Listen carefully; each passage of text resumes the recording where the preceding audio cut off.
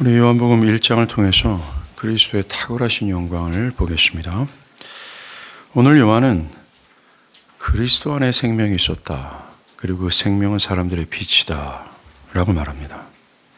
결론적으로 말씀을 드리면 그리스도가 신체적이고 또 영적이면서도 영원한 생명의 근원이며 유일하신 공급자다. 라고 선언하는 겁니다.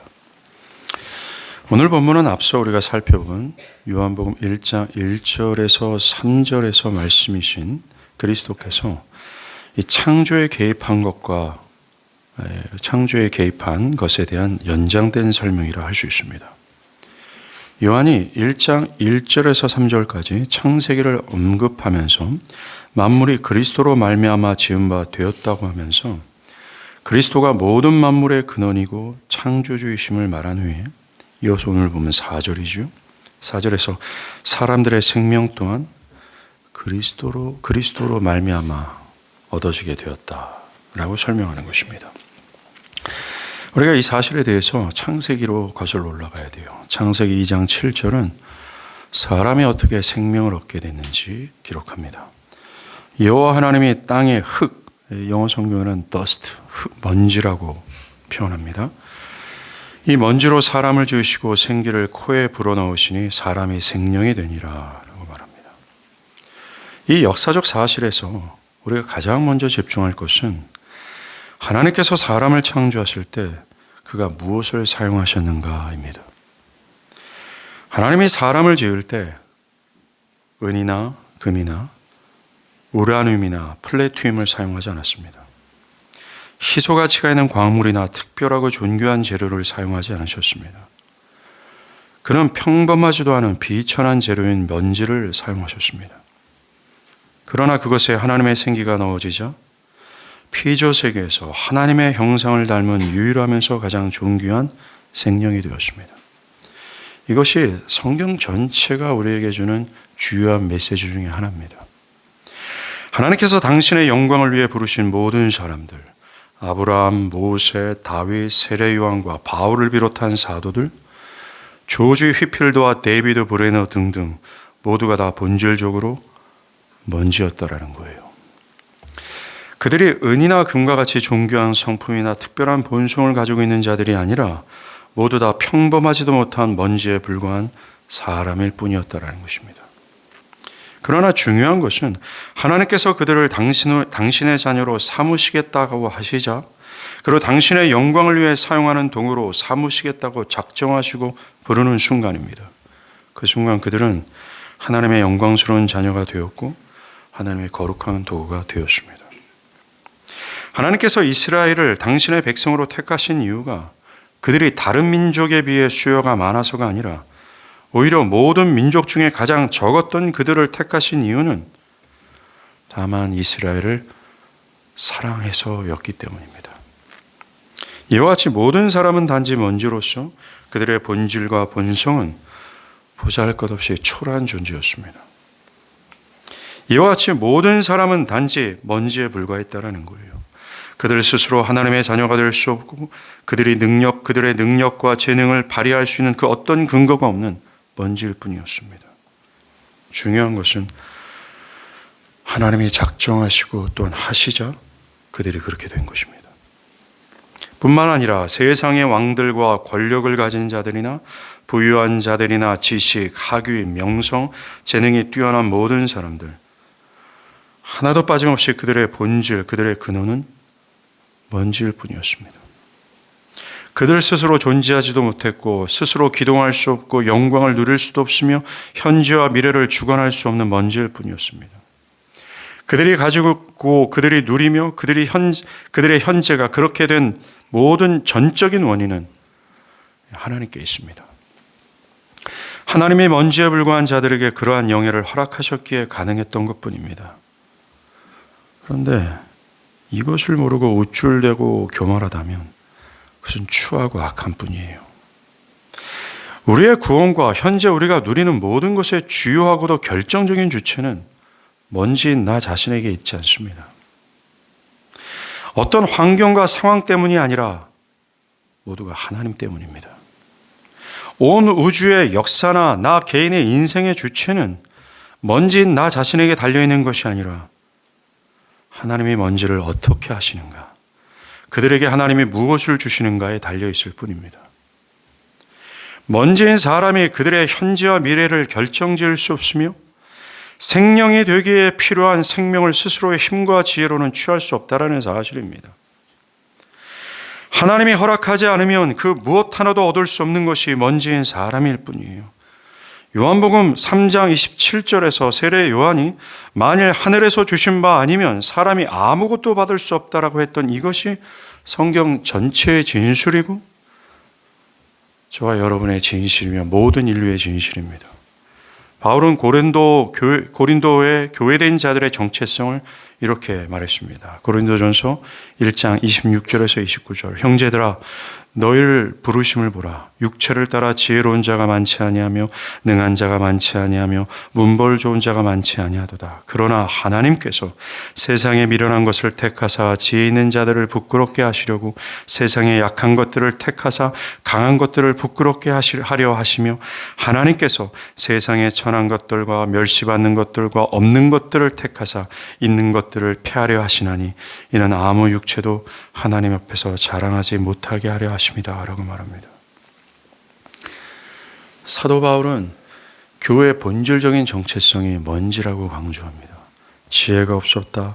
지혜로운 자가 또 능한 자가 문벌 좋은 자가 없었다. 다 하나같이 미련한 자였다. 부끄러운 자였다. 연약한 자들이었다라고 말합니다. 현재 교회가 된 모든 먼지들이 교회가 될 수 있었던 유일한 원인은 하나님 때문입니다. 하나님이 성경에서 자신의 영광을 위해 택하시고 부르신 존재들 모두가 다 먼지였습니다. 현재 모든 인류 중 그 누구도 이 진실에서 벗어난 자가 없습니다. 그러하게 모든 인류 중 그 어떤 존재도 이 진실 앞에서 나 때문입니다. 나의 노력 때문이요. 나의 지혜와 힘 때문이라고 말할 수 없습니다. 만약 이 진실을 부인하고 자신을 자랑한다면 그런 이 진리를 왜곡하는 거짓말장이요. 뻔한 사실을 인정하고 또한 모르는 무지한 자일 뿐입니다.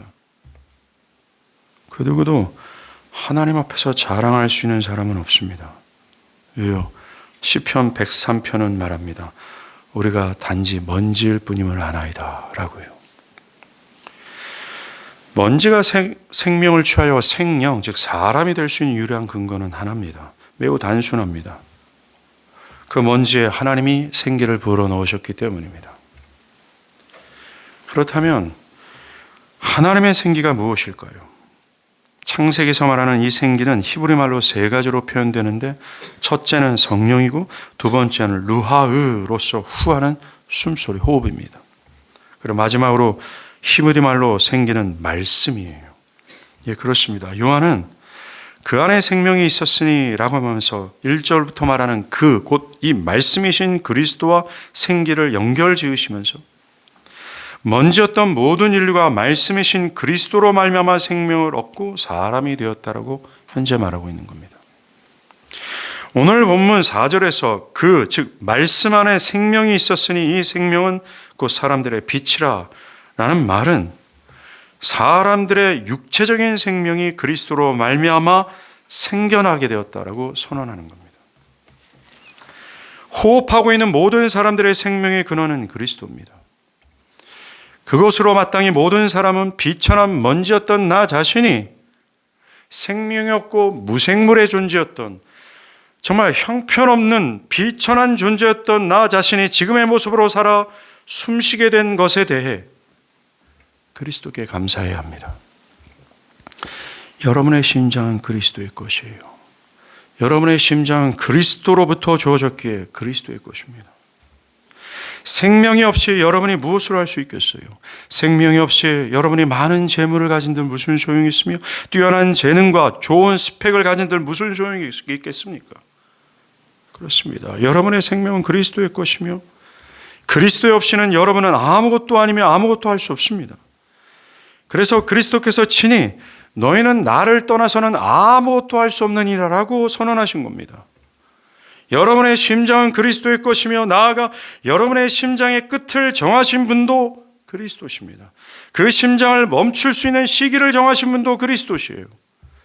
어떤 원수나 어떤 위기나 어떤 힘든 상황과 환경이 나의 심장을 멈추게 할 수 없습니다. 주관할 수 없어요. 그것들이 나의 심장의 끝을 정할 수 없습니다. 나의 심장을 주관하시는 분은 나의 생명을 주신 그리스도밖에 없어요. 그러하기에 우리는 누구를 두려워해야 될지를 정해야 됩니다. 우리는 두려워할 필요도 없는 존재들을 두려워할 필요가 없어요. 우리의 심장을 주관할 수도 없고 우리의 심장의 끝을 정할 수 없는 그런 존재를 두려워할 필요가 없습니다.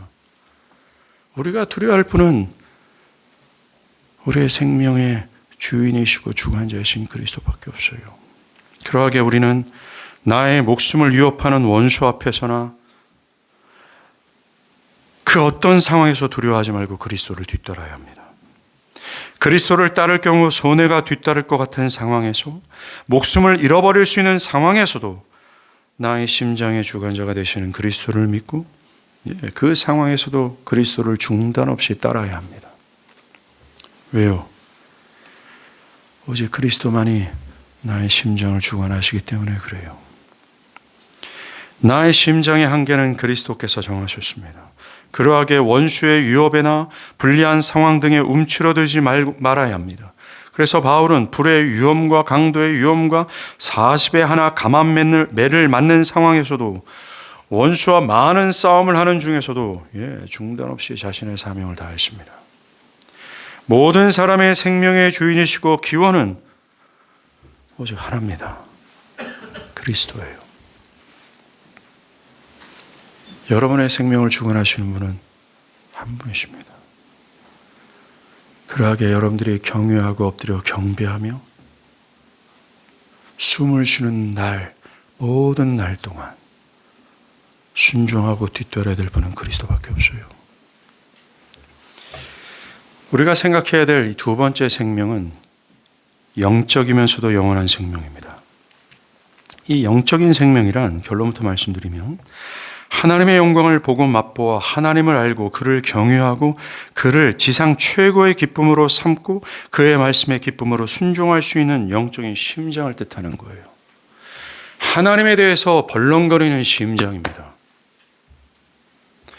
하나님을 기뻐할 수 있는 생명, 하나님의 말씀을 기뻐하고 그 말씀에 자기를 온전히 부인하고 이 상황과 저 상황과 이 처지 가운데도 온전히 순종하며 그를 따를 수 있을 정도로 하나님을 기뻐할 수 있는 심장을 뜻해요. 그게 바로 영적인 생명입니다. 오늘 본문에서 사도 요한이 생명을 언급하잖아요. 그가 요한복음에서 요한복음에서 계속해서 생명을 언급하는데 그것과 연결할 필요가 있다는 겁니다. 요한복음에서 생명은 모두 구원과 연관된 생명에 관심을 두기 때문에 그래요. 요한은 요한복음에서 그리스도께서는 영적이면서도 영원한 생명을 제공하셨고 지금까지 제공한다라고 강조합니다. 요한복음 첫 부분과 끝 부분에서 이 주제를 거론해요. 시작부분이라 할 수 있는 오늘 본문이죠. 그 안에 생명이 있었다. 이 생명은 사람들의 빛이다 하는 이후에 이 책의 결론 부분인 요한복음 20장 31절에서 너희로 예수께서 하나님의 아들 그리스도이심을 믿게 하려 하며 또 너희로 믿고 그 이름을 힘입어 생명을 얻게 하려 함이니라 라고 하면서 요한복음의 시작과 끝부분에서 이 영적인 생명을 거론합니다. 그리고 요한복음 전체는, 이 테두리는 이 영적인 생명을 얻어야 됨을 강조해요. 그리고 그 영적인 생명의 주관자가 그리스도임을 얘기하고 그 중간 부분, 이 속 내용에서도 수없이 살리라 라는 이 모든 생명, 이 동사까지 다 합치면 50번 정도를 언급할 정도로 생명을 언급하고 생명을 얻어야 됨을 반복해서 강조하고 그 생명의 주관자가 그리스도이심을 말합니다. 정말 요한복음은 생명으로 가득한 책이에요. 사도 요한은 요한복음 20장 31절에서 언급한 바처럼 이 영적인 생명을 얻기 위해서 이 책을 기록했다라고 말합니다. 이 책의 기록의 동기를 이 생명을 얻게 하려 함이다 라고 말합니다. 또 말씀이신 그리스도께서 이 땅에 영원 전부터 있는 하나님, 모든 만물을 창조하신 하나님, 보이는 것과 눈에 보이지 않는 모든 것이 다 그로 말미암아 되었던 모든 역사의 주관자 되시며 모든 만물의 근원이 되신 그 하나님께서 육신이 되어 이 땅에 오신 이유를 밝힙니다. 너희로 생명을 풍성히 얻게 하려 하기 위해 내가 육신을 입고 오셨다라고 강조합니다. 이와 같이 성경이 생명을 반복하여 강조하고 나아가 그리스도께서 이 영적인 생명을 주시고자 성육신을 하실 정도로 현재 모든 인류에게 이 영적인 생명을 얻는 것이 가장 시급한 사안임을 말해주는 겁니다. 요한이 생명을 강조하는 이유는 그리스도께서 성육신 하실 정도로 이 땅에 오신 이유는 우리가 영적으로 죽어 있기 때문입니다. 그 죽음의 비참과 정도가 그 정도라는 사실을 밝히는 겁니다. 영적인 생명 없이 영적으로 죽어 있다면 마치 태초에 하나님께서 생기를 불어넣으시기 전에 먼지와 같은 상태임을 기억하십시오. 어떤 생명체도 생명이 없이는 존재할 수 없는 것처럼 모든 인류는 그리스도께서 공급하시는 이 영적인 생명이 없다면 존재하더라도 그의 진실은 죽어 있는 것입니다. 그가 아침에 일어나서 기동하고 출근해서 돈을 벌고 돈을 모으고 거대한 집에 살고 높은 지위를 얻어도 그 모든 것은 아무런 의미가 없을 뿐 그는 먼지로서 죽어 있을 뿐이에요. 또한 영적인 생명이 없다면 마치 태초에 하나님께서 생기를 불어넣으시기 전에 먼지처럼 하나님에 대해서 아무런 반응이 할 수 없는 상태에 있다는 것을 알아야 합니다. 죽은 자가 보지도 못하고 듣지도 못하여서 어떤 것에 반응하지 못하는 것처럼 영적으로 죽어있는 자들은 하나님의 영광을 볼 수 없고 그의 말씀을 들을 수도 없고 듣는다 하여도 깨달을 수 없고 하나님의 말씀에 반응할 수 없어요. 영적 죽음의 상태란 이처럼 하나님의 탁월하신 영광을 보지 못하기에 그를 경외하지 못합니다. 그의 말씀을 알아듣지도 못하고 깨닫지 못하기에 순종하지 못하고 하지도 않는 상태를 의미합니다. 마치 타락한 이스라엘이 하나님의 말씀을 듣고 또 들으며 예배를 드리고 또 들음에도 불구하고 회개하지 않고 돌이키지 않으며 그의 말씀에 따라 신앙하지 않고 살지 않는 상태예요. 하나님의 영광과 그 말씀에 대해서 합당하게 반응하지 못하는 상태를 뜻하는 겁니다. 죽은 자가 다른 사람의 말이나 행동에 대해 그 어떤 반응을 하지 못하는 것처럼 영적으로 죽은 사람들은 예배를 드리고 하나님의 말씀을 듣고 성경 공부를 하고 아무리 하나님의 영광 앞에 선다 할지라도 죽은 자가 다른 어떤 것에 반응하지 못하는 것처럼 그 말씀에 대해 그 하나님의 영광에 대해 놀라거나 반응하지 않아요. 구약을 읽어보면 이스라엘이 답답하지 않습니까?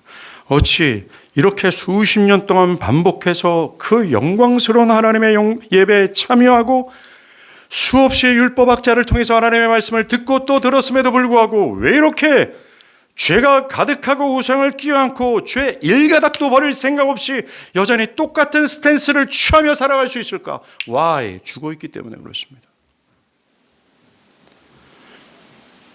여러분들은 어떻습니까? 바울은 이 영적 죽음에 대해서 에베소서 2장 1절에서 6절에서 말합니다. 여러분은 전에 허물과 죄로 죽어 있었습니다. 죽어 있을 그때 너희는 그 가운데서 행하여 이 세상 풍조를 따르고 공중권세 잡은 자를 따랐으니 곧 지금 불순종 아들들 가운데 역사하는 영이라. 전에는 우리도 다 그 가운데서 우리의 육체의 욕심을 따라 지내며 육체와 마음에 원하는 것을 하여 다른 이들과 같이 본질상 진노의 자녀였더니 라고 말합니다. 바울이 영적으로 죽어있는 상태에 대해서 어떻게 말하고 있습니까? 하나님과 그분의 말씀이 아니라 철저히 자신의 마음과 육체의 욕심을 따라 자기가 원하는 대로 살아갈 뿐이라고 말합니다. 그들은 성령의 소욕에 따라 살아가지 못합니다. 그들은 하나님의 말씀에 따라 살아가지 못합니다. 그들은 철저히 내 마음과 육체의 욕심에 따라, 즉 내 마음이 원하는 대로, 내 육체에 원하는 대로, 내가 원하는 대로 살아가는 삶을 살아갈 수밖에 없다라는 거예요. 내가 하나님이 되어서 내 견해와 정신에 따라 살아갈 뿐입니다. 하나님의 진리가 그를 지배하지 않아요. 하나님의 진리가 그에게 영향을 끼치지 못해요. 하나님의 말씀이 그들에게 다 가가질 않아요. 하나님의 말씀이 그의 심정과 그의 감정과 그의 전 인격에 와 닿지는 않습니다. 철저히 하나님과 하나님의 말씀과 차단되어 있어요. 하나님의 루하흐, 숨과 차단되어 있어요. 하나님의 생긴 하나님의 말씀과 상관이 없어요. 교만해서 하나님의 말씀에 대해서 여전히 자기를 주장합니다. 하나님의 말씀이요, 나는 그렇게 생각 안 하는데요. 하나님의 말씀이요, 나는 그러길 원하지 않는데요. 하나님의 말씀이요, 나는 나의 기준은 그렇게 따라갈 수 없는데요. 하나님의 말씀이요, 나랑 무슨 상관이 있습니까? 하나님의 말씀이요, 아무리 얘기해 보십시오. 나는 내 마음과 원하는 대로 내 육체의 욕심에 따라 살아갈 겁니다. 라는 식입니다. 하나님의 말씀에 굴복하지 않아요. 이게 바울이 말하는 영적으로 죽어있는 사람의 상태입니다. 하나님과 그분의 말씀에 대해 반응할 수 없는 영적인 심장이 없어요. 마치 성전 미문에 앉아있는 안진뱅이가 다리 근육이 마비가 되어서 성전에 자신의 힘으로 들어가 하나님을 예배할 수 없는 것처럼 영적으로 죽어있는 자들의 영혼의 근육이 마비되어 있어서 하나님의 말씀을 듣고 또 들어도 여전히 자신의 생각대로 살아갈 뿐 그 말씀에 순종하지 못합니다. 하려 하지 않을 뿐만 아니라 하지도 못합니다. 이런 영적인 죽음 안에 있는 사람들의 진실은 숨을 쉬고 살아있으나 실제로는 죽어있는 겁니다. 멀쩡하게 살아 역사하는 예배를 드리고 말씀을 듣고 있으나 그는 하나님에 대해서 죽어 있습니다. 영적 죽음의 상태는 죽은 지 오래되어 부패된 시체와도 같아요. 마치 죽은 나사로가 죽은 지 사흘이 지난 상태와 같습니다. 예수께서 나사로의 누이에게 무덤에 돌을 옮기라 하니까 마르다가 뭐라고 얘기했어요? 죽은 지 나흘이 지났습니다. 벌써 냄새가 납니다. 완전히 부패해서 썩었다라는 거예요. 살아날 가능성이 없다라는 겁니다. 이 나사로가 바로 영적인 생명이 없는, 영적으로 죽어있는 모든 보편적인 인간들의 진실이에요. 그는 불가능합니다. 하나님의 말씀에 반응하지 못합니다. 살아날 일말의 가능성이 없습니다. 그들은 굳어 있어요. 그런데 죽은 지 사흘이 돼서 완전히 썩어서 부패한 냄새가 진동하는 그 나사로를 향해 그리스도께서 큰 소리로 나사로야 나와라 라고 하자 어떻게 됩니까? 그리스도의 말씀에 그의 부패하고 썩은 육체에 새로운 살이 돋고 멈춰진 심장이 다시 박동하기 시작합니다. 피가 온몸을 흐르고 차가웠던 몸이 다시 뜨거워졌습니다. 그리고 근육이 살아나고 그의 온몸에 힘이 생겨나 무덤에서 걸어 나오는 거예요. 성전 미문에 앉아 있었던 40년 동안 안진뱅이에게 베드로가 내게 있는 것을 너한테 준다. 곧 나사렛 예수 그리스도의 이름으로 걸으라 하자 그의 죽어있던 근육이 다시 살아나 성전으로 뛰어들어가 하나님을 찬미합니다. 이 위대한 사건에서 생명의 주관자가 누구십니까? 그리스도예요. 생명의 그런 자가 누구인지, 영적으로 죽어서 하나님에 대해서 도저히 반응하지 못하는 불가능한 죄인들이 다시 살아나 하나님의 부르심에 응답할 수 있는 생명을 주시는 분이 누구예요? 누구의 말씀으로 죽은 근육이 살아납니까? 누구의 말씀으로 썩어있는 심장이 다시 한번 박동하기 시작하고, 누구의 말씀으로 그 영혼 안에 영적인 피가 흐르고, 누구의 말씀으로 그의 죽어있던 영적인 근육이 살아나 뛰어 넘쳐 기쁨으로 하나님을 예배할 수 있어요? 하나입니다. 그리스도예요.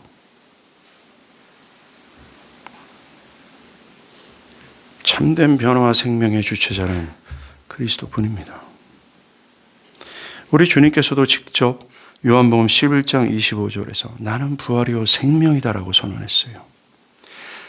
이 말씀의 의미는 허물가지로 죽어서 말씀을 듣고 또 들어도 그것에 회개와 돌이킴으로 반응하지 못하고 나아가 하려 하지도 않으며 여전히 자기를 주장하며 자기의 마음과 육체의 욕심에 따라 살아가고자만을 고집하는 상태에 있는 그 죽은 영혼들 있지 않습니까? 나사로처럼 영적 사망의 상태에 있어서 도저히 불가능한, 도저히 심장이 다시 뛸 거라는 걸 기대할 수 없는 그 상태의 그 죽은 영혼들을 다시 부활케 하여 하나님을 즐거워하게 하며 그의 말씀에 기쁨으로 순종하게 하는 생명의 주가 바로 자기 자신이라고 말씀하시는 거예요. 그리스도 나다라고요. 허물과저로 죽은 사람들은 스스로의 힘으로는 결코 이 영적인 생명을 얻을 수 없습니다.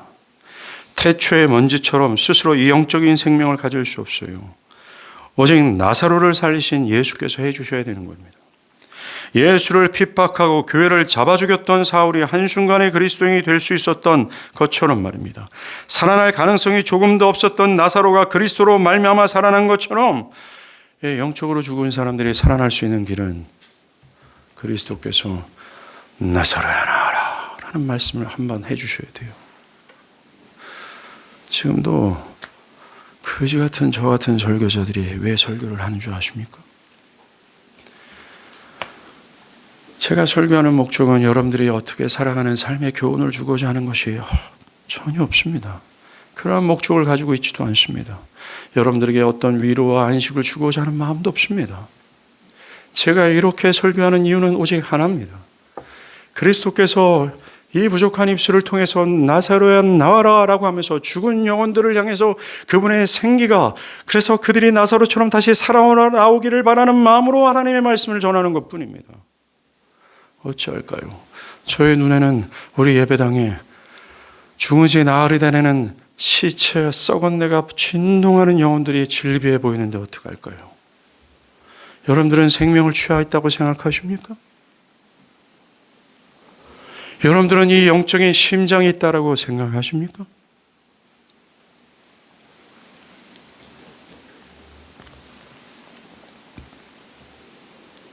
그 생명의 주관자는 그리스도이시며 우리는 그리스도께 나아가 가장 가련하고 비련한 모습 앞에 무릎을 꿇고 그리스도의 생명을 간구해야 되는 것이 저와 여러분의 입장이에요. 우리는 먼지입니다. 오늘 성경은 말합니다. 그 안에 생명이 있다라고 말해요. 마치 풍성한 물이 샘에 가득 들어있는 것처럼 그리스도 안에는 이 영적인 생명이 풍성하게 있습니다. 윌리엄 쿠퍼는 이 비밀을 알고 찬송가 258장을 썼어요. 죄속함 받은 백성은 영생을 얻겠네. 샘솟듯 하는 피곤새 한없이 크도다. 한없이 크도다. 한없이 크도다. 샘솟듯 하는 피곤새 한없이 크도다. 윌리엄 쿠퍼는 이 구절을 통해서 와우 하고 놀란 거예요. 이 영생의 샘물은 모든 인류가 와서 값없이 얻어마셔도 부족함이 없습니다. 고갈되지 않는다라고 말해요. 마르지 않는 샘이에요. 그러니 그리스도께 가란 말하는 겁니다. 오셔서 이 영적인 생명을 그리스도로부터 받아 마셔라 라고 말하는 겁니다.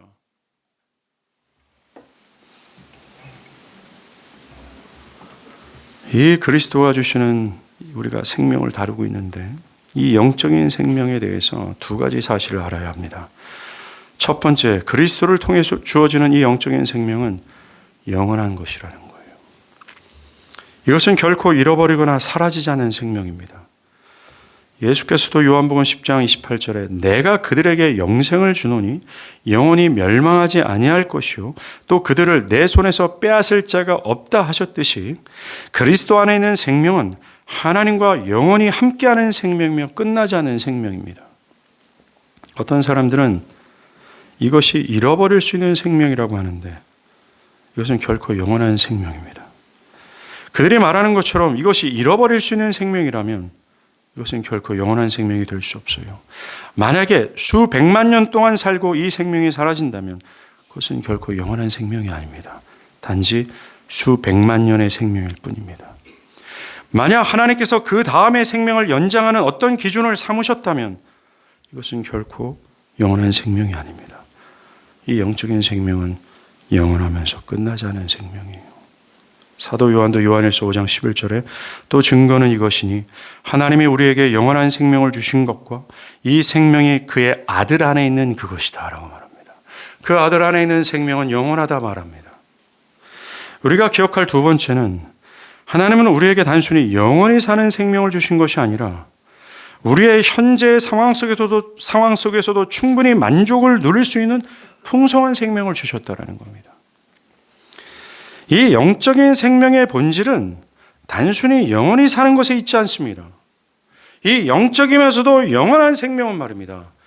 단순히 모든 어떤 대부분의 사람들이 말하는 것처럼 단순히 영혼의 심장이 박동하는 영원히 사는 생명을 의미하는 것이 아닙니다. 이 영적이고 영원한 생명의 가장 근본적인 본질은 뭔지 아세요?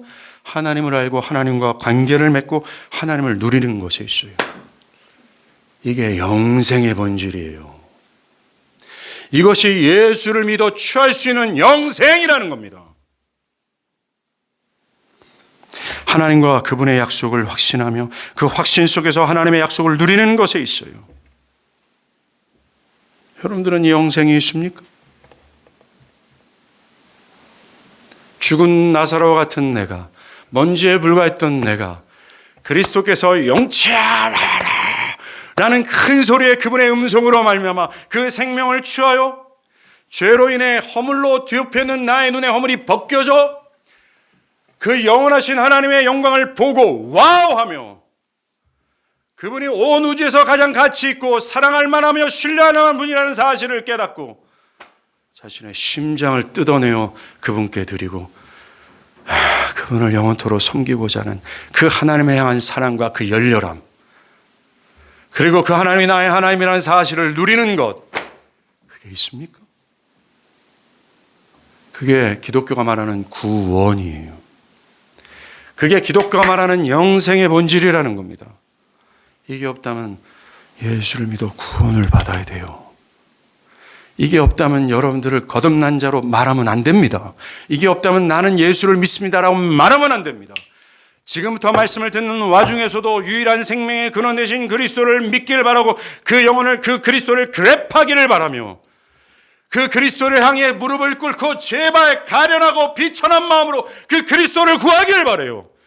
감히 이 영생의 본질이 없는데 내 안에 영생이 있다 말씀하지 마십시오.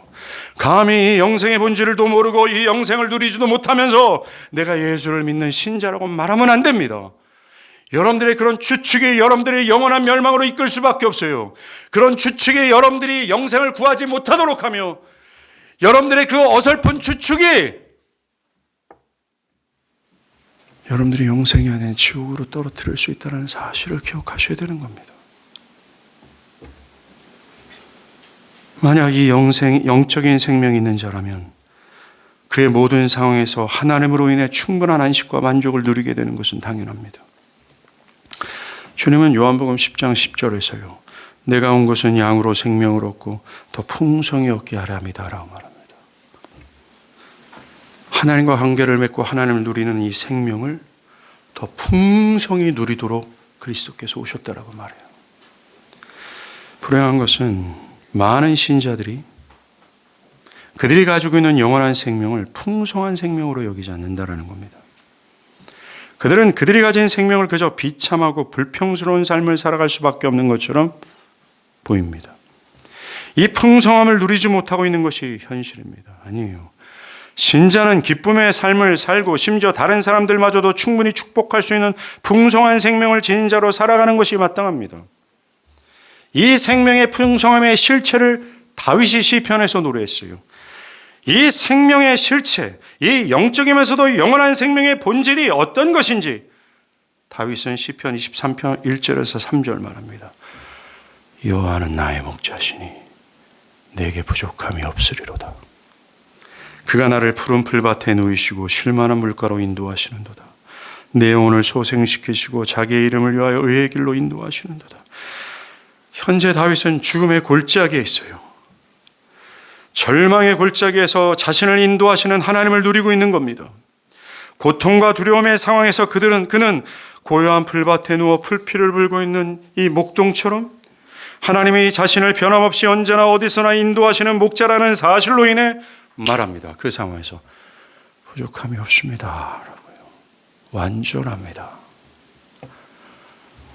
나의 삶에 균형이 있습니다. 안식합니다. 기쁨이 충만합니다. 이것이 그리스도가 주시는 영적인 생명의 본질이에요. 하나님을 누리는 게요.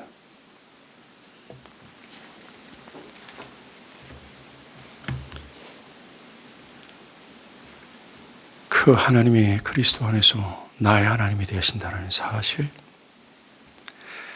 나는 하나님의 백성으로서 하나님이 영원토록 인도하는 그분의 양이라는 것, 목자가 양을 수시로 돌보고 살피며 누울 곳을 찾아 인도하시고 먹을 곳을 찾아 그를 인도하는 것처럼 하나님이 하나님의 백성된 나를 인도하신다는 것, 원수의 손에서 항상 나를 건지시고 지키시고 나를 인도하는 목자를 능가할 수 있는 힘을 지닌 존재가 온 우주에서 없으며 그는 현재와 미래를 다 하시고 모든 것을 다 하셔서 나에게 필요가 어떤 필요인지를 아시고 그 필요를 채우시는 하나님이라는 사실,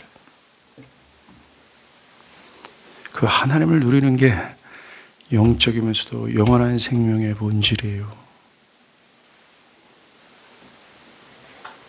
중요한 건 이 생명을 그리스도가 가지고 있습니다.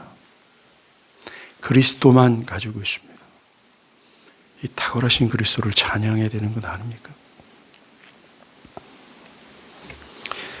우리는 매우 중요한 교훈으로 넘어가고자 합니다. 첫 번째, 누가 영생을 가진 자인가 이거예요. 그리고 어떻게 영생을 가지는가 이겁니다. 예수님은 요한복음 5장 24절 25절에서 내가 진실로 진실로 너에게 이르노니, 진실로 진실로, 이 말은 이건 영험 확고부동한 진리야, 변하지 않는 진리야, 정말로 분명한 진리야 라는 걸 강조하시는 거예요. 이르노니 내 말을 듣고 또 나를 보내신 이를 믿는 자는 영생을 얻었고 죽은 자들이 하나님의 아들의 음성을 들을 때가 오나니 곧 이때라. 듣는 자는 살아나리라. 첫 번째, 누가 영생을 가졌는지 아십니까? 바로 하나님의 말씀을 듣고 순종하는 자예요. 요한복음 8장 47절에서 하나님께 속한 자는 하나님의 말씀을 듣나니 너희가 듣지 아니함은 하나님께 속하지 아니하였기 때문이다 라고 말할 정도로 그의 말씀을 듣고 그것에 순종하는 것이야말로 그가 영생을 가졌느냐 가지지 않았느냐의 가장 핵심적인 시금석이에요. 요한복음 6장 3절과 4절에서 주님께 속한 양들은 목자의 음성을 알기에 그의 음성을 듣는다고 말씀하셨습니다. 누가 영생을 가진지 아십니까? 하나님의 말씀을 알아듣고 그 말씀에 순종하는 자라고 말합니다. 하나님의 그 영광스러운 그 선하심, 그의 영광을, 그의 권능을 누리며 살아가는 자들이 누군지 아십니까? 자신의 목자인 하나님의 말씀을 알아듣고 거기에 순종하는 사람이라고 말합니다. 특별히 주님은 내 말을 듣고 믿는 자는 영생을 가졌다 할 때 시제를 집중해 보십시오. 이 시제가 현재형으로서 영생을 얻은 자들은 영생을 얻은 직후부터 줄곧 주님의 말씀을 따른다라는 겁니다. 영생을 가진 자들은 어떤 특정 기간만 순종하는 것이 아니에요. 특별한 시기만이 아니라는 겁니다. 대학 시절 잠깐만이 아닙니다. 청년 시절 잠깐만이 아닙니다. 어떤 특별한 경험을 한 특정한 시기만이 아니라는 겁니다. 믿는 순간서부터 줄곧 주님 앞에 설 때까지 삶의 소소한 부분서부터 시작해서 큰 것에 이르기까지 매 순간 주어지는 하나님의 말씀에 순종한다는 거예요. 지속성이라는 겁니다. 어떤 사람들은 이 영생을 그저 한순간 주의 말씀에 대해 순종하면 된다는 식으로 이해합니다. 예수를 처음 믿는 순간이죠. 저는 죄인입니다. 저는 예수를 믿습니다. 라고 하면 된다고 생각합니다. 아니면 일명 성령의 체험을 한 후 특별하고 짧은 순간 열렬히 그리스도를 따랐던 자신의 모습을 보면서 나에게 영생이 있습니다 라고 말합니다. 매우 틀린 생각입니다. 여러분들에게 영생이 있다면 여러분들은 어제보다 오늘, 오늘보다 내일 더 주의 말씀에 순종할 수밖에 없어요. 왜요? 시간이 갈수록 주의 말씀처럼 여러분들은 그리스도를 아는 지식으로 자라나게 되기 때문에 그렇습니다. 성령은 계속해서 여러분들 안에 역사하셔서 신자 안에 내주하고 계신 그 하나님은 살아계셔서 나를 그리스도를 아는 지식으로 자라나게 하며 에스겔 36장의 말씀처럼 그리스도의 말씀에 순종하도록 역사하기 때문에 그렇습니다.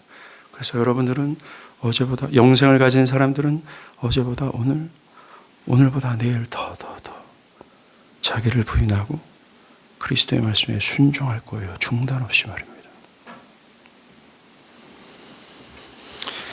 저 개인적으로는 이 말씀을 근거로 생각을 하면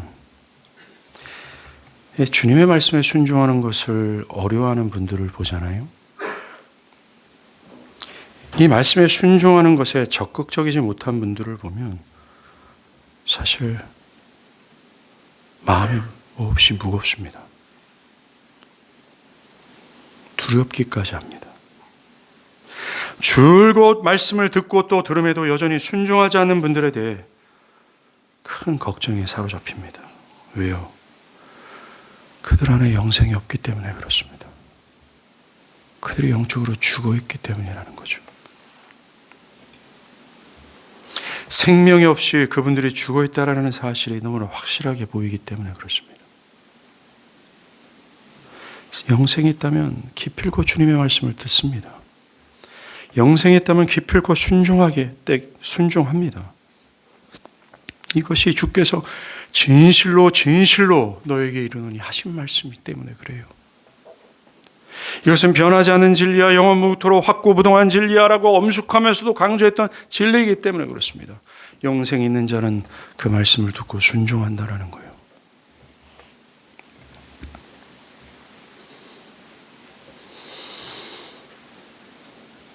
그리고 두 번째, 그렇다면 이 영생을 어떻게 가질 수 있는가 이겁니다. 오직 믿음뿐입니다. 주님의 현 시점에서 예수의 말씀을 듣고 그를 믿는 자들은 영생을 얻었다라고 말씀하셨기 때문에 그래요. 요한복음 5장 24절 25절에서 내가 진실로 너에게 이르노니 내 말을 듣고 또 나 보내신 이를 믿는 자는 영생을 얻었고 죽은 자들이 하나님의 아들의 음성을 들을 때가 오노니 곧 그때라. 듣는 자가 살아나리라 했죠. 믿음입니다. 풀어서 말하면 즉 나의 힘과 노력으로는 생명을 얻을 수 있는 먼지임을 정말 인정하고 생명의 주관자 되신 그리스도를 전폭적으로 의지하여 그분께 간절히 팔을 뻗는 겁니다. 그게 믿음이고 믿는 자는 영생을 얻는다고 말합니다. 영생을 얻는데요. From Jesus Christ. 그리스도로부터 영생을 얻는다고 말합니다. 사랑하는 여러분, 여러분이 영생을 얻을 수 있는 길은 여러분들의 행위가 아니에요. 믿음뿐입니다. 즉 구원 얻는 믿음. 첫 번째, 나는 영적으로 죽어있는 자로서 나는 스스로의 힘과 노력으로는 생명을 취할 수 없는 먼지입니다. 주여 나를 불쌍히 여기시사 나에게 유일하신 그리스도, 유일한 생명의 주가 되시는 당신께서 생명을 주시면 안 되겠습니까? 부끄러움과 비천한 가운데 그에게 간절히 손을 뻗는 겁니다. 그리고 그리스도를 자기를 부인하고 지속해서 따라가는 거예요. 이 믿음뿐입니다. 이건 외에는 없다라고 말합니다. 짧지만 우리는 다음 두 번째 큰 주제로 넘어갑니다. 오늘 보면 4절에 그 안에 생명이 있었으니 이 생명은 사람들의 빛이다라고 말하죠. 예, 우리가 앞에서 언급한 그리스도께서 주시는 영적이면서도 영원한 생명이 사람들의 빛이다라고 말합니다. 여기서 말하는 빛이란 어두워서 뭐가 뭔지 깨닫지 못하는 사람들의 내면에 어떤 정체를 밝힘으로 그것을 선명하게 알도록 하는 지혜, 총명을 뜻합니다. 이것을 정의하면 예수 안에서 주어지는 영적이면서 영원한 생명은 사람들이 그동안 어두워서 깨닫지 못했던 그것을 깨닫게 하는 지혜와 총명이라고 말해요. 즉 생명이, 그리스도께서 주시는 생명이 어두워서 도대체 알지 못하는 그들에게 어떤 특정한 지혜를 준다라고 말하는 겁니다. 그게 빛이에요. 그렇다면 그 생명이 깨닫게 하는 것이 뭘까요? 그것은 요한이 그리스도를 말씀으로 호칭하는 것과 맥을 같이 합니다. 그리스도는 사람들에게 하나님 아버지의 영광을 드러내는 계시의 존재로 오셨어요. 하나님과 그분의 뜻을 드러내는 계시자로 오셨습니다. 특별히 말씀이신 그리스도는 하나님께서 허물과 죄로 죽은 죄인들에게 드러내시고자 하는 최종적인 계시로서 오셨어요. 따라서 그리스도가 주시는 이 생명은 사람들로 하여금 이 최종적인 계시의 말씀을 깨닫게 하는 것이라는 겁니다. 오늘 본문 4절에 그 안에 생명이 있었다. 이 생명은 사람들의 빛이라 하셨어요. 다시 말해서 그리스도 안에 있고 그리스도께 주시는 이 생명이 하나님과 그분의 뜻을 알 수 있는 빛이라고 말합니다. 그것을 알 수 있는 지혜라고 말하는 겁니다. 자기 자신을 향한 자신을 향한 하나님의 뜻을 깨달을 수 있는 지혜라고 말합니다. 그러하게 영적이면서 영원한 생명을 그리스도로부터 얻는 순간 사람들은 그때서야 비로소 자기를 향한 하나님의 뜻, 아들을 주시기까지 정말 원하고 강렬한 소망 가운데 우리에게 말씀하시고자 하는 그분의 계시의 말씀을 그제서야 깨닫는다고 말하는 거예요. 영적이면서도 이 영원한 생명이 있어야 이 신구약 성경에서 아들을 주시기까지 우리에게 말하고자 하는 말씀이 있단 말입니다. 하나밖에 없는 아들을 주시면서까지 우리에게 알리고자 하신 뜻이 있다라는 거예요. 생명이 있을 때 그거 알 수 있다라고 말합니다. 자기 자신이 하나님을 반역한 죽어마땅한 죄인임을 알게 되는 거죠. 자신의 죄를 스스로 해결할 수 없다는 사실과 유일무이한 구원자가 그리스도 예수라는 사실을 믿고 따르게 되는 겁니다. 이 강렬한 하나님의 뜻을 그때서야 그 결과 그 생명으로 인해 하나님의 말씀에 죽은 자와 같이 반응하지 않고 산자로서 반응하게 되는 겁니다. 여러분들, 그리스도께서 주시는 생명이 내가 죄인됨을 깨닫게 한다라고 말해요.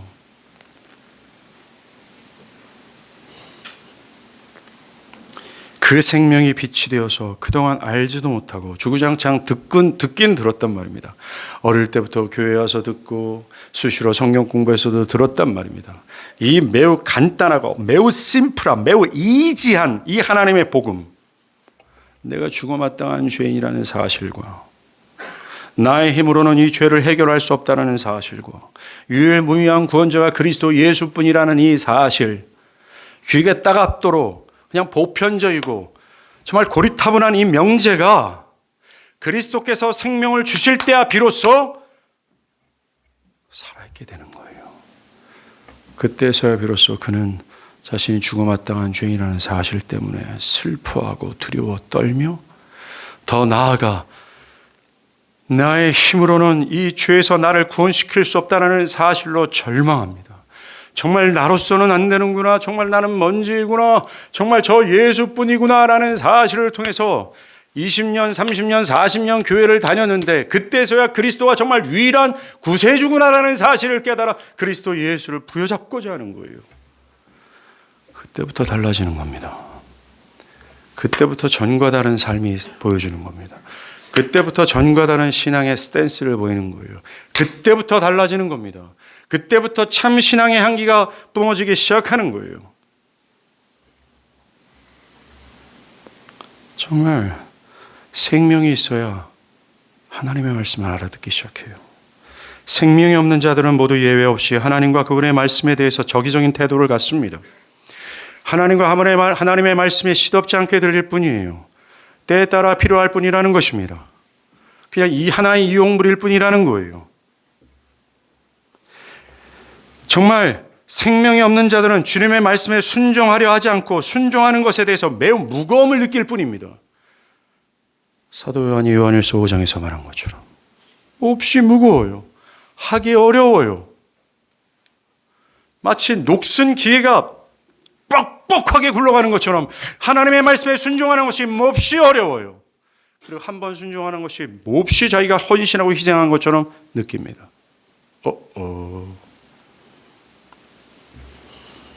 그런데 이 생명을 가지게 된다면 하나님과 하나님의 말씀에 대해서 다른 태도를 갖습니다. 이 말씀에 순종하는 것이 가벼워져요.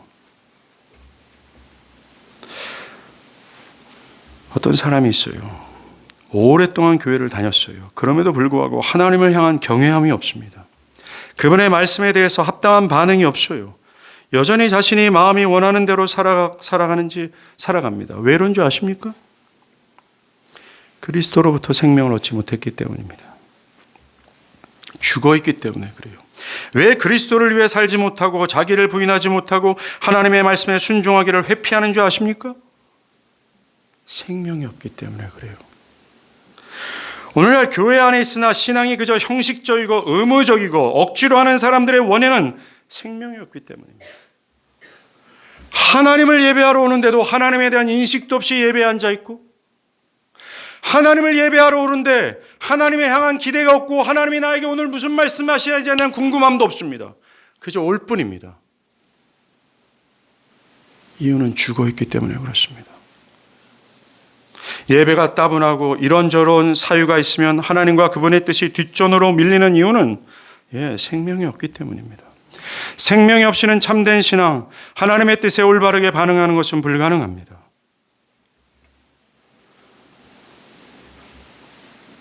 중요한 사실 하나를 마지막으로 말씀드립니다. 그리스도께서 어떤 자에게 생명을 주신다 작정하신다면 불가능이 없다라는 거예요. 오늘 본문 5절을 보십시오. 먼저 그 빛이 어둠 속에 비쳤다라고 말합니다. 그리스도가 빛을 비추신 어둠이 뭘까요? 이 어둠은 앞에서 언급했던 죽음과 그 의미가 같습니다. 하나님의 뜻을 싫어하고 하나님의 뜻이 인도하는 것을 저항하는 타락한 사람들의 마음의 상태를 의미해요. 이것이 어둠인데 성경은 이 어둠이 매우 강력한 힘을 지녔다고 말합니다. 매우 질기대요. 여러분들 이거는 물을 마시고 말씀드려야 될 것 같아요.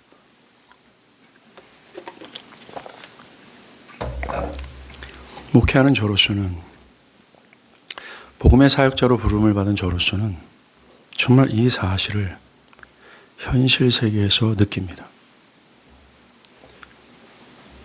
이 어둠, 즉 자기가 영적으로 죽어 있는지도 모르고 영적으로 죽어 있다라는 사실을 깨달아 본 적도 없으며 영적으로 죽어 있다라는 사실을 깨달아 슬퍼해 본 적도 없고 두려워 본 적도 없는 그들. 마치 자신이 생명이 있는 것처럼 버젓이 앉아 있으면서 자기의 마음과 자신의 삶과 자신의 신앙에는 아무런 문제가 없는 것처럼 뻔뻔하게 앉아 있으면서 여전히 그 마음의 태도는 하나님의 뜻에 철저히 자기를 부인하며 따라갈 의사가 없음에도 불구하고 때에 따라 가끔씩 몇 번 순종한 그 한 가지 사실로 인해서 나는 살아있다 변명하며 하나님과 하나님의 말씀에 시덥지 않게 반응하는 이 어둠 가운데 있는 이들이 얼마나 강력한지 몰라요. 얼마나 고집스러운지 모릅니다. 그들은 나는 그렇습니다. 나에게 문제가 있습니다. 나는 좀 진보가 필요합니다. 말하지만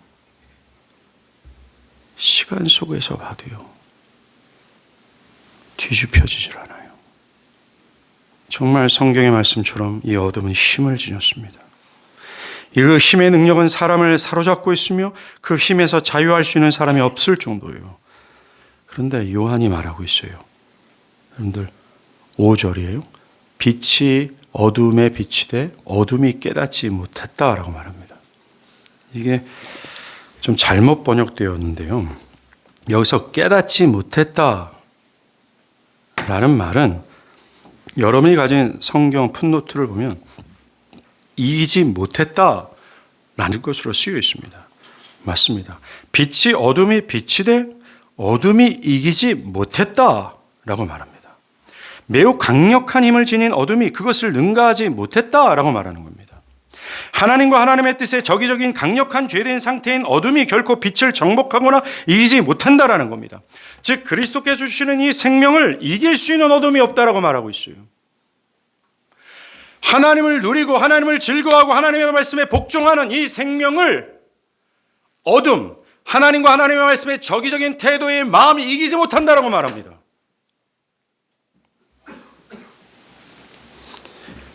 그리스도께서 빛을 비추신다면 능가할 힘이 없어요.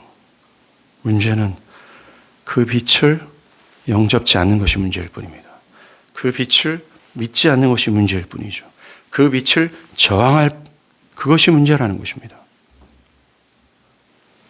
아까도 말한 것처럼 여러분이 만약 그 빛을 수용하기를 바라고 겸손히 또 가련한 마음으로 생명의 주관자 되신 그리스도 앞에 무릎을 꿇고 그리스도시여 내가 어둠 가운데 있고 영적인 죽음 가운데 있사오니 나에게 생명을 주십시오 라고 한다면 그 생명은 여러분들에게 빛이 되어 계시된 하나님과 하나님의 말씀이 밝히 드러나 이것이 정말 나의 진리고 나의 생명임을 알고 이것을 따라가는 데 여념이 없는 삶을 살아갈 것이 분명합니다.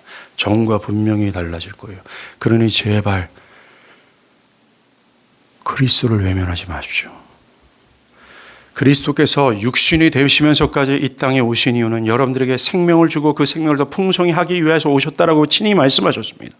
하나님이신 그분이 육신이 되시면서까지 우리에게 주시고자 하는 이 생명이에요. 그 이유는 우리의 죽음이 비참하기 때문이며 우리에게 가장 필요한 것이 생명이기 때문에 그렇습니다. 그런데 왜 많은 사람들이 아직까지 이 말씀을 계속 듣고 귓구녕이 열려있고 그래서 계속 들음에도 불구하고 왜 하나님의 말씀이 말하는 이 생명에 대해서 필요성을 못 느끼는지 모르겠어요. 여러분들에게 단도직입적으로 묻겠습니다. 여러분들은 이 생명에 대한 필요성이 있습니까? 그걸 느낍니까? 마치 사슴이 시냇물을 찾는 것처럼 내 영혼이 주를 찾기에 갈급하나이다라는 이 시편의 기자처럼 나의 생존권을 걸고 그리스도께서 육신이 되시면서까지 우리에게 주시고자 하는 이 생명을 필요로 하냐 이거예요. 나에게 생명 좀 주세요. 내가 살아나길 바랍니다. 내가 하나님에 대해서 눈뜨고 하나님의 말씀의 어미함을 깨달아 하나님의 말씀을 좀 따르길 바라오니 나에게 생명 좀 주세요. 육신이 되시면서까지 우리에게 주시고자 했던 그 생명 있지 않습니까? 나에게 좀 주십시오 하면 안 되겠습니까? 정말로 그 생명을 취해서 지금처럼의 삶과 신앙이 아니라 좀 변화되는 신앙과 삶을 살아가고 싶지는 않겠습니까? 좀 생명을 구하면 안 되겠습니까? 예수님이 그렇게까지 구걸하시면서 이 땅에 오셨는데 낮고 천한 곳에 임하기까지 우리에게 생명을 주시고자 하신다는데 왜 이 생명 안 가지려고 해요? 왜 생명을 사모하지 않습니까? 그냥 단순히 목사님 저 생명 사모하는데요 라고만 하십니까? 아니면 여러분들의 생존권을 걸고 그 생명을 취하고자 합니까? 왜 지금처럼만 살아가려고 합니까? 왜 여러분들에게 아무런 문제가 없는 것처럼 왜 여러분들의 문제를 못 느낍니까? 생명을 얻어야 되지 않겠습니까? 지금도 이 하나님의 간절한 호소가 그냥 귓구녕으로 들어와서 한 줄기로 그냥 흘러가는 것뿐입니까? 아무런 무감각한 가운데 냉랭한 가운데 무심한 가운데 이 말씀을 받지는 않습니까? 사랑하는 여러분, 이 두 구절이 저와 여러분의 영혼을 가른다라는 사실을 깨달으십시오. 그리스도 안에 생명이 있습니다. 이 생명은 여러분들의 빛이에요. 기도하시겠습니다.